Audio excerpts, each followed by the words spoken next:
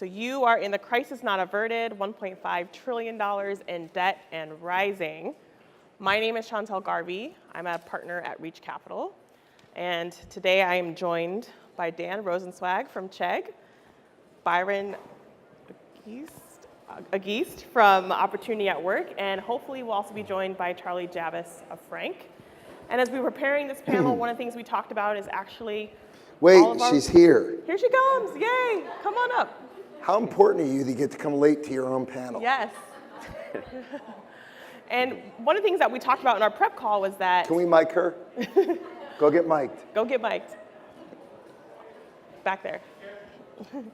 All three of these companies would not exist if our post-secondary system was working as it should and we weren't in this student debt crisis, so we'll kind of get into that.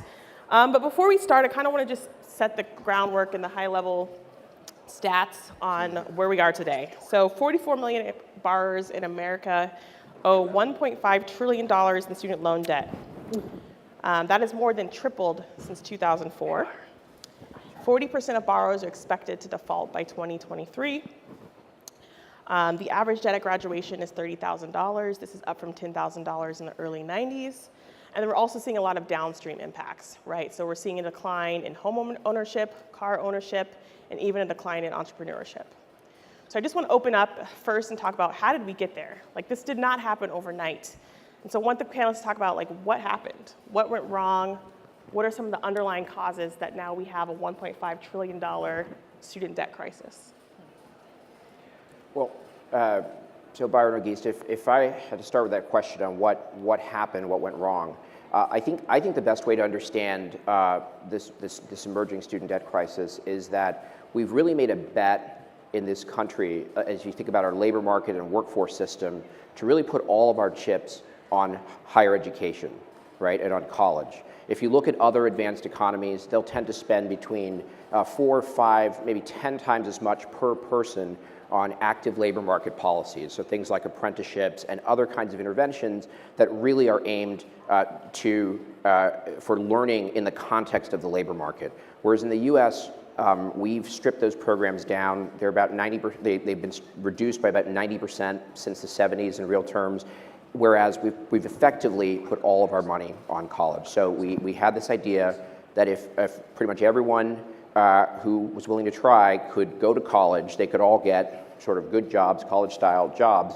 But then at the same time, many of the good jobs didn't require college before, and employers have ratcheted up the need. In a sense, employers have collectively, not intentionally, weaponized higher education so that you need a college degree to get a good job. So everybody's got to try to go to college, but then colleges themselves, the highest quality colleges haven't really expanded seats. So there's been this massive explosion of college seats that are not that high quality, but are hugging a price point from these very expensive other colleges. And then to add to that, we then strap X amount of dollars onto the backs of 17-year-olds, 22-year-olds, everyone trying to do that, and just go out there without any guidance and say, let's see how it goes. So we've really got a system that has sort of forced people down this channel. I mean, there's a lot of excellent reasons to go to college, but there should be alternatives to it, and that has made it so that really they'll pay any price, and you then strap government dollars on top of that so it flows. So I think that's how we got to where we are. It was sort of well-intentioned, but it's a big problem, and a lot of people are not in a position where they can really go forward the way it is. Charlie? I guess I'll take it from the other side, which is more the financial perspective. So the government is not really set up to be a bank, which is what it is. It's the 11th largest bank in the US, if not even further. So you have these assets that are going through what's called the FSA that are then being lent out to millions and millions of students over the years. And that's the problem. So if you look at other economies, take France, anywhere, which is where my parents are from, basically everyone gets a higher education degree, but you don't have this issue for student debt. You have the highest, masters, all of the matriculations that's there. However, structurally, governments are not set up to lend. Different information that could support that includes, one, they have zero underwriting criteria. So what kind of bank and lender has no underwriting criteria? That is probably the dumbest thing someone can do. if the government were a fund, they would have been shut down year 1 of operation, just because, one, the administration costs of the program that they're putting behind it is insane in the billions of dollars, and then their performance is terrible. So let's say in interest they make $60 billion a year, they are losing over $400 billion a year on this program. So structurally, giving kind of a whole program with billions of dollars with zero underwriting and zero risk criteria is really a disaster, and that's why you have ballooning debt in this country. If we were actually responsible, both as a government and as a school system, we would lend to people who could afford and have good school outcomes. And until we start thinking about student lending when it comes to student outcomes, we're going to have a problem. And so that is kind of the alignment and readjustment that's needed in the market. Anything else to add, Dan? Damn, they're smart. So if we just think about the system that we're operating in today, right? So you talked about potentially not everyone needing to go to college, or there are alternative pathways. Charlie talked about this information asymmetry. What are other issues around just that piece right there, the information asymmetry? If everyone knew this is what I'm going in for, this is my ROI, would that kind of help solve the problem, do you think? I feel like you have more data than I do, but. Yeah, but I feel like you're smarter than I am. So look. I'll let the data speak first, then I'll analyze it. Which is usually how our negotiations go. So you lean towards the employer having a level of responsibility. You lean towards the government having a level of responsibility. So I'll pick the middle ground, which is the institutions themselves. They were never designed to scale at the level they're being asked to scale. The physical infrastructure can't do it. The second thing is the way they were designed, and I'm not commenting whether it's a good thing or a bad thing. I'm simply acknowledging the fact that they don't work for the modern day student. So they were originally designed for people to take 4 years off of their life, right? The 4-year institutions. We don't have that luxury anymore. They were designed for people who were 18 to 22. The average college student is 25 now. They were designed for people who did stupid things but weren't having to be responsible and have families. 25% of all college students already have a child. They weren't designed for the speed of the need for curriculum change that the employer base is now obligated to do in order to compete in the global economy. And then the flip side is the costs. They were never run in a way that had to be responsible to a P&L. And so over half of all college presidents tell you that they feel they're likely to go out of business. So what we have is we have businesses who have demands.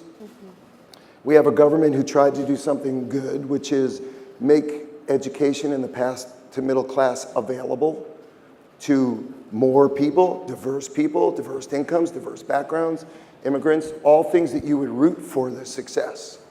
And then we have the overburdened institutions who don't have enough professors, don't have enough class time. But more importantly, if you just think about what the modern day student is, to the data point, they're older, they have less money. By 2022, 25% of all attendees of colleges, English will be their second language, which is already happening K through 8 now. We have a massive immigrant population, which I'm the beneficiary of, so I root for it. So we have people of different backgrounds, different cultures, different financial backgrounds, and we have lots of people entering the system who didn't have the support system that the schools were originally designed for, which is kids that could handle the work because they had been trained, supported, tutored to get into it. So what you've got is, the result is we wanted more people to go, but fewer are graduating. We wanted more minorities to go, fewer of them are graduating. What you're getting is 84% of rich people are graduating. And overall, 43% of all students that go don't get a degree, which means it over-indexes to people who had less money, borrowed money, can't pay it back. So we got a mess. And do you feel like the goal of institutions has shifted over time? So would you say before college was more about a civic or a social role, and now it is primarily an economic role? Have you seen that shift over time, or has that always been the role? And Yeah, I think it's one thing that's really worth saying about colleges and the higher education system in this country is it's incredibly diverse, right? And it has been. So you can't really say, colleges are for X, because there are big research universities, there are liberal arts colleges, there are sort of large-scale state colleges, there are community colleges which themselves play many different roles, from sort of affordable first 2 years to more sort of technical. And really, in many ways, the diversity of the system can be a strength, has been a strength historically. Should be a strength. Should be a strength. And in fact, I think one of the things that strikes me most about the debate is sometimes the existing accredited higher education system sees this sort of new emergence of different kinds of sort of learning and post-secondary learning and blended learning and everything as kind of, well, that's different than what we do. But I actually see it as a total extension of what the American system at its best has been, which is to sort of like spawn new institutions and new approaches as new needs arise. I mean, think of land-grant colleges in the Morrill Act in 1862, like guaranteeing every territory when it became a state the resources to have a university that could teach agronomy and science and teachers and doctors. And I think this has been a very innovative sector over the course of American history. And I think we're at a moment where a lot of people are fearing innovation, and we're going to need it to sort of serve this diversity of students. So I just think that is a really important thing to say, because as Dan said, the students now are way more diverse than ever, and so there are going to be different needs, and the system has to, I think it should preserve this diversity, it should have many more options, and it's got to have better information, because I'm sure I don't know as much about finance as Charlie, but I know that without good information, you can't have good underwriting or good lending or good anything. Yeah, I think information asymmetry definitely plays a key role, especially with what we do, which is educating on the front end before you actually take out debt, before you actually think about what institutions you're going to and how affordable they are. And so I think a lot of the issues we're focusing on potentially the in-school experience, or focusing potentially some schools on let's get a degree to get this type of job, and really focusing on that training component. But there isn't a lot of information about what are the goals specifically of an institution. When I show up and I'm willing to pay $30,000 that year, what am I getting as a student, and where is that student advocate, and where is that information? And so the college scorecard was meant to be something like that. I know Dan has a lot of data as well on the school side. We have a lot of data between financial aid and the school side, but how do you make that digestible, and how do you start changing behavior? Because with all of this information, it's available. The government has it, companies have it. so why is that data not transparent today? Like why is there not a database I can just go to? The education lobby is huge. Given the outcomes that this sector currently has, we cannot actually stand by a lot of the institutions that are, advertising and enrolling most of the students today. I think the other big part of why that information isn't necessarily available is that, with the larger institutions that have the longitudinal data sets, what is going to compel them to give you that information? There's no regulatory framework, standards, or benchmarking around that. And companies work at different parts of the value chain. So you have in-school, that's like school support, or Dan's at, I'm pre and a little bit into, and then you have the employer side. So how do we mesh that all together? And what does that look like? And can you actually have open data in this space to be able to start addressing a lot of the concerns that students need to make a $500 billion purchasing decision every single year on their higher education? So, this is going to be an interesting presidential season. Excuse my voice.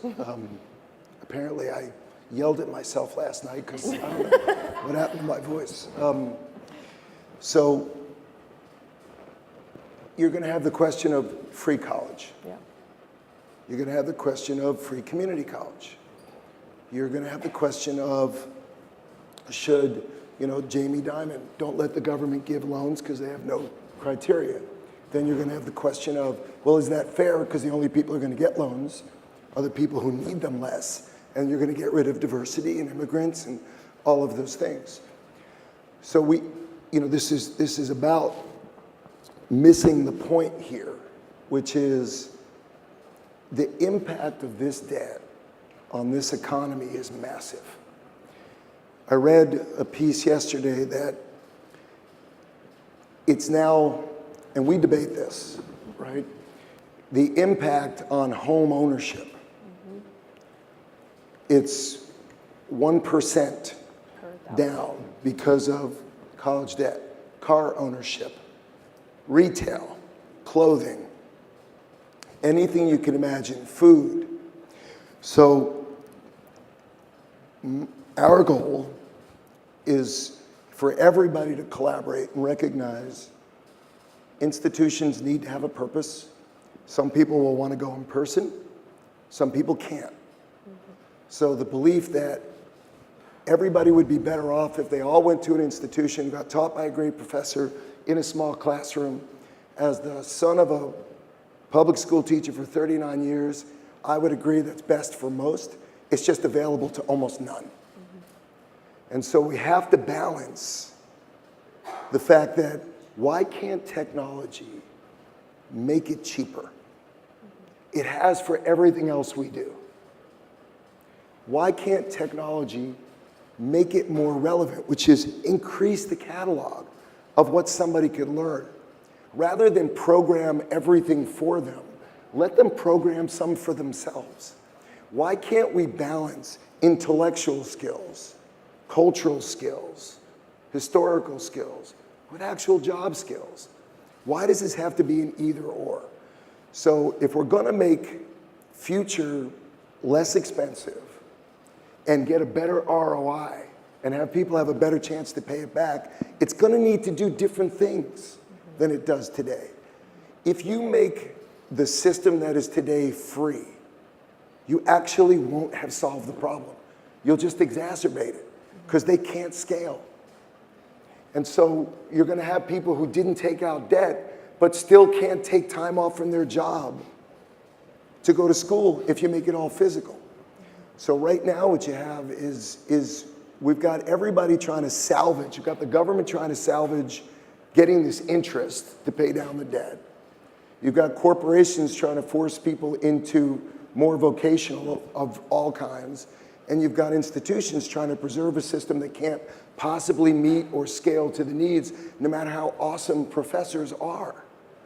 So I think the key to solving this is going to be accessibility, on demand, more affordable, multiple languages, larger catalogs, support from humans, whether they be in person or online, is an opportunity for us to lower the cost, increase availability, and get rid of this.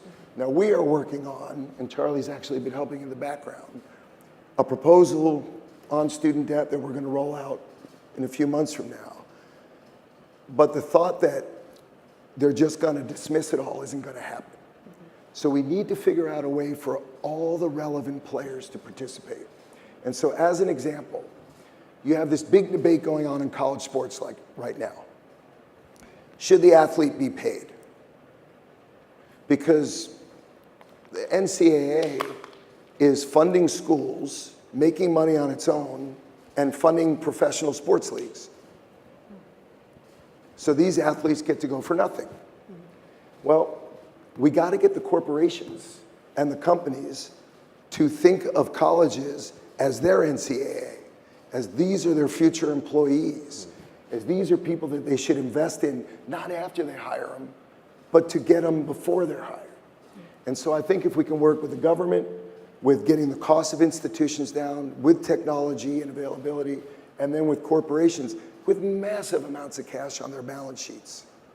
So what you see is institutions building new businesses around that, continuing education, right? Let's get the corporation to pay Pluralsight online or Trilogy offline under the name of the school, or graduate school or business school. But we got to get right into the undergraduate level. And so I think there's a way to do this, and I think we're going to have some interesting ideas, and I think we're going to get destroyed on Twitter for putting them out. But, you know.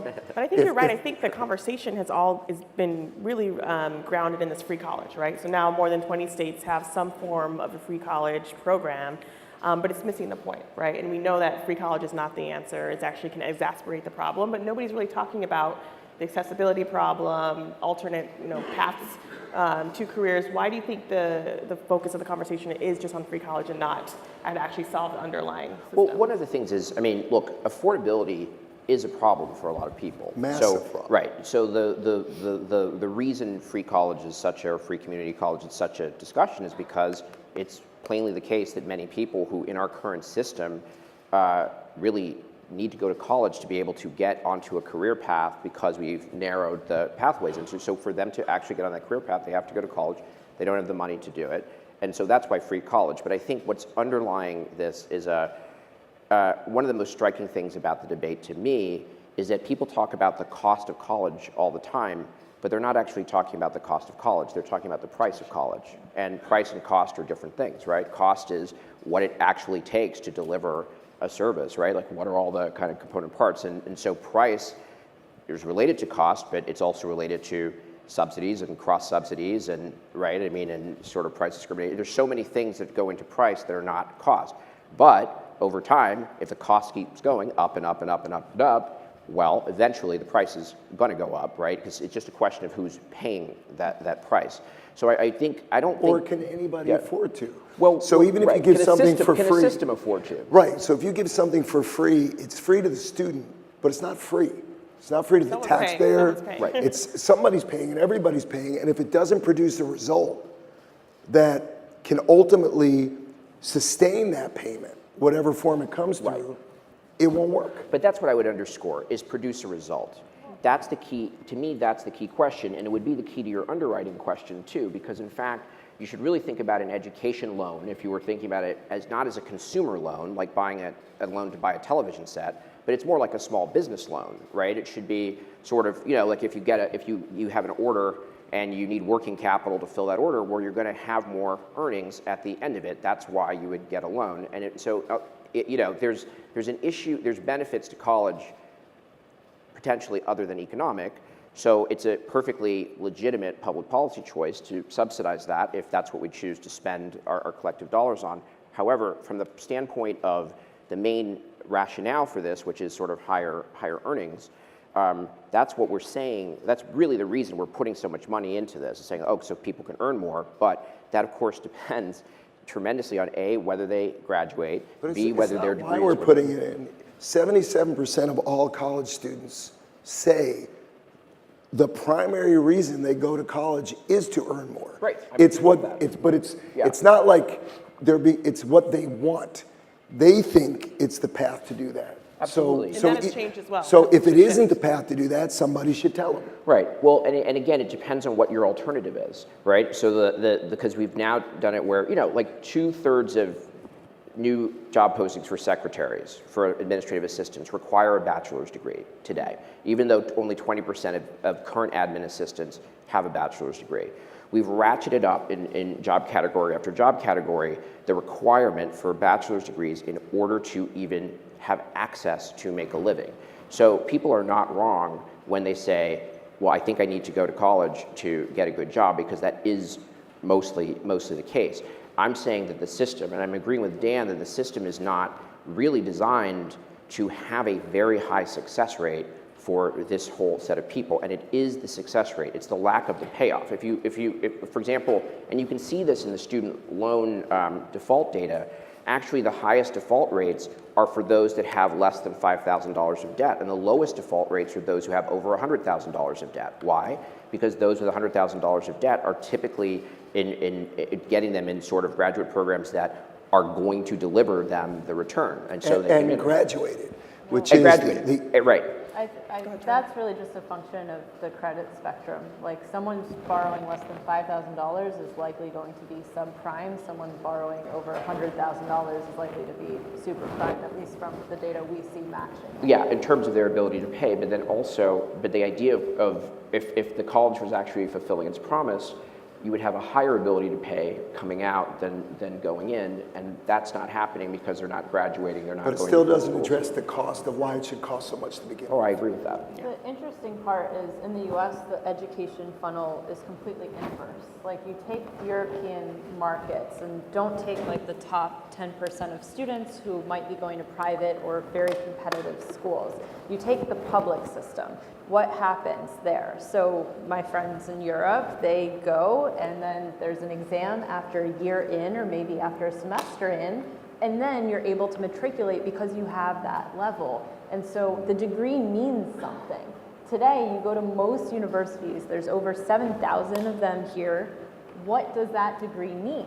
It is almost worthless because there are so many of them. You have no idea what you're studying. Most people graduate and don't get that job. So if you actually make the degree worth something, whether it's based on merit, whether it's based on specific levels of studying, graduating means so much more. And so I think part of that, and it's funny that you say increase the course catalog, because if you want to deliver a cost of education at a cheaper level, you look at kind of the bigger university systems in the world, and they have a more constrained set of classes because you don't necessarily need to study gender anthropology. Like for most people to get a job, you can take that as an elective, but it shouldn't be part of every single But Charlie, course that's my subject. passion. That's what I want to study. Online, maybe. Well, that's the point, which is you can expand the catalog because there's newer delivery systems, Exactly. right? You can, you know,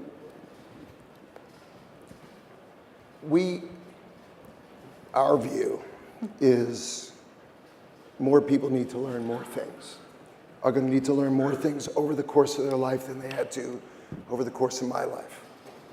And what they have to learn is going to evolve, and the speed in which an individual institution or professor can learn it, teach it, scale it, can nowhere match what technology can do. And so we're not saying replace it, we're saying enhance it so that you can expand the catalog. Because if you go to what you're talking about, which is people go on campus, 95% of the time on campus is outside of a classroom. So also in the systems you're talking about, very few people in those countries go to the higher institutions. Totally. So it's designed the way the American system was already designed for the elite to go. I'm trying to make it available to a broader group of people to be able to learn what they think they need to learn, both as human beings, whatever their passion is, as well as job skills. I don't think we need to limit it. If we program, if all 7,000 institutions program, they're going to look very similar. We need students to be able to invest their own selves in it as well, and that is partially by picking curriculum they think would help them make better choices. So this is not an easy answer, and there's a lot of reasons we got here, which was your original question. The question is, how do we get out of it? Yeah. So we're going to need to forgive some of this debt. We're going to need to lower the interest rates. We're going to need companies to help, and we're going to need schools to not only move to online for new business models, which is what they first started with, right? Which is you're seeing graduate schools, business schools. It's okay for those kids, but not for undergrad. Now we're seeing large institutions go exclusively online for undergrad. I don't know that may be helpful to a certain subset, not other subset. So, but programming matters, and I'll give you an example. I won't say the state because I like the governor. But I met with a governor here last year who gave free community college in their state. We did an analysis that they had not done. 53% of those students took liberal arts, which my daughters took liberal arts. I took liberal arts, big fan of liberal arts, but not necessarily the degree that you need to work in that state, at least based on what employers were hiring. So we analyzed every company in that state, everybody they had hired over the last 10 years, which schools they went to, which degrees they got. And it turned out that the overwhelming majority of these community college students that got a free education in that state worked outside that state when they got the degree. So if I were the governor of that state or the taxpayers of that state, I would not want to have a curriculum where I'm paying for somebody to go be employed in another state. So there has to be a relationship, but it doesn't mean we eliminate other things that people could learn to make them better citizens, or just because they want to learn things. There's nothing wrong with that. I'm just saying we need to expand what they can learn and not limit the curriculum to a curriculum that's not going to get them employable. Okay, I'm going to ask one more question, but be thinking of your questions because I'll open up to the audience for a couple of questions.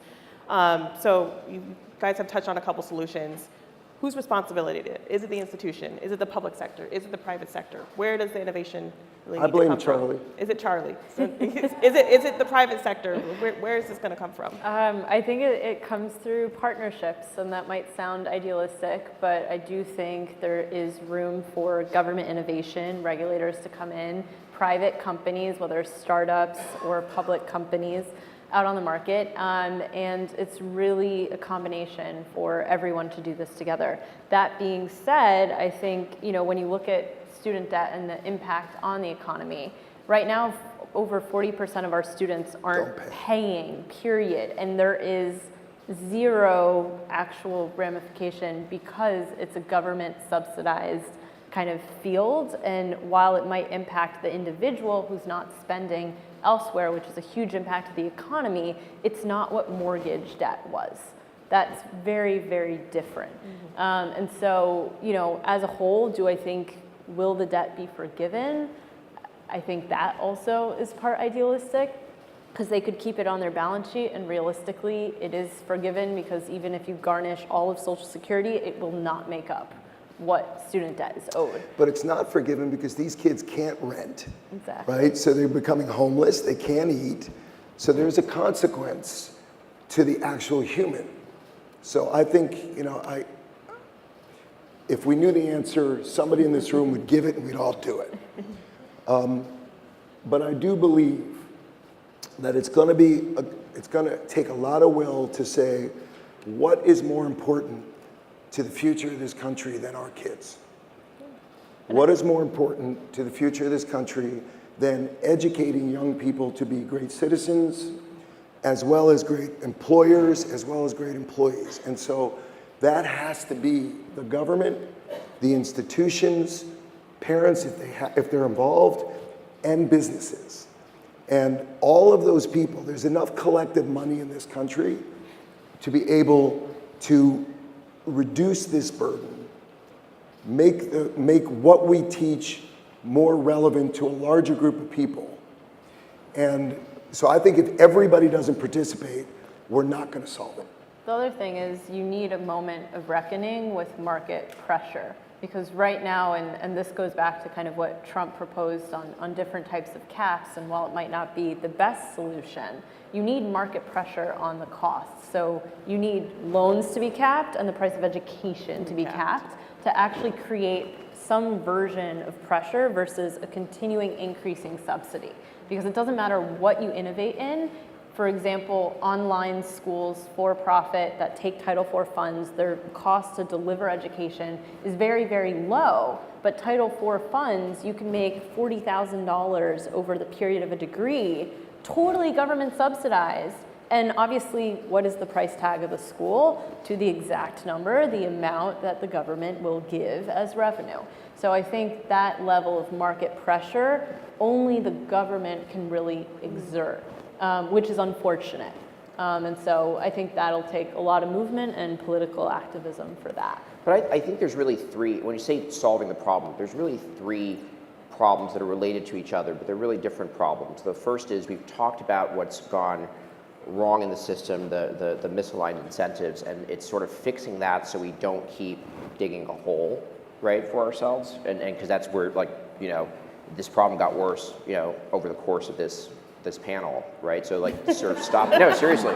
And so like that's one thing, is sort of stop digging the hole. The second thing is we have a generation that has been much more a much higher percentage of that generation has been harmed than any prior generation, and has a burden that I just don't think is, again, it's sustainable for many, but it's not sustainable for many. And effectively, as Dan says, you have people who can't get started with their full lives and have this burden. It's actually, for most of them, it's not that high in absolute dollars, but for them, it's like it's a huge barrier. It's indentured servitude Yeah, for the it's- rest of their life. it is a if little they pay it few. off, Absolutely. it takes 20 some odd years to pay off something. We have people in their 50s and 60s who are still paying off college debt at a point where college was much more affordable.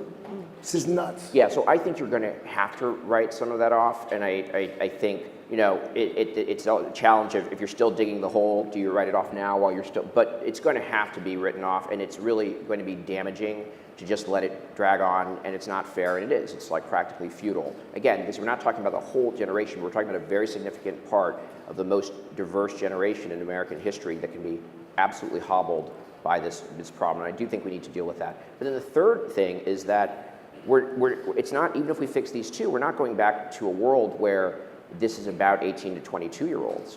Like, on the contrary, we're in a world where lifelong learning is going to be essential, and that's sort of the whole lifelong learning to earning. So it's a much larger percentage of people that actually need to partake in post-secondary learning, and multiple times, and not in just one blocks. And so there's a bunch of fundamental design issues for a world like that. And so, for example, just to choose one issue that relates to the financing, I would argue that we've absolutely got the risk structure of student lending backwards, right? So in other words, it's no risk to the school and it's total risk to the individual, whereas the school should know much more than the individual is likely to know about, right, what the likely outcomes are. So in fact, what you should have is more, like, think about someone who's going to be retooled in their 30s or something. I think you would want much more, what you would want to guarantee is living expenses, right, for them, and then what you would want to put at risk is more of the tuition, more of the payments to the schools, and that should be more based on outcomes. But right now, it's the opposite. The school gets their money up front, and the individual has to wait and see whether this is worth anything to them, which sometimes it is, sometimes it isn't. So, but I mean, and there's like, you know, half dozen other things you'd want to think about, but the point is, we have to solve the initial problem, and we should morally and economically kind of, you know, hold harmless the people who got caught in this trap. But then we really have to get on with the business of what an actual lifelong learning system is. And one of the reasons I like working with Chegg on this is because Chegg does have a view, your data, like across, and first of all, it's a student-centric view, and secondly, it's across all these institutions, because although I think, of course I think partnerships are important, I actually think specialization is also important. The diversity of this is not just like everyone holding hands, it's like focus on things. You can expand the catalog and individual institutions can be more focused at the same time if there's more specialization and more access, right? Especially when you break down the distance barrier. So I think we have the pieces for a solution, and obviously the politics are always hard, but we've got to know first what problem we're really solving. So unfortunately, we are out of time, so I'm actually not going to be able to. We can talk about this all day. I can't. So I just want to end with each of you guys, maybe one thing you want everyone to walk out of the room with. So if they take one thing from this panel or this session, what would that be? And I'll start with you, Charlie. Thanks. Put you on the spot. It's not hopeless. We will figure it out. This is our future. It's our collective future. It's our culture. It's our values. It's our country. It's our economic system. And it needs to be solved, and we should have the political will. And those of us in the private sector should do our part. Those of us in the governmental sector should stop avoiding this, and we should stop floating ideas that will crush it rather than help reinvent it. It would be much easier to solve this problem if people didn't think, if you actually, your skills, however you acquired them, wherever you acquired them, were valued in the labor market and could get you a job, as opposed to you have to have a bachelor's degree or this particular sort of bachelor's degree. Because it might be the right thing for you to have that sort of bachelor's degree, but if that is imposed top down by the way employers hire, it's going to be very difficult to solve this problem because there'd be more diversity allowed and tried if that weren't the case. So every one of you works for an organization. I would like to ask you to go back and see whether you are requiring bachelor's degrees and other degrees, and if that's really necessary, what is the business purpose of that, or are you actually being part of the problem? If you're requiring a medical degree to practice medicine, I am in favor of that. If you require, like, if you require a bachelor's degree, which as Charlie said is not even one thing, it's like, 60,000 different things, right? In order to do some office job that, believe me, there's lots of different ways you can learn how to do it, then you're actually part of the problem. And so I would urge you all to go back and try to become not part of the problem as fast as you can. Okay, so the bottom line, be part of the solution, not part of the problem today. Let's thank our panelists. Thank you guys so much.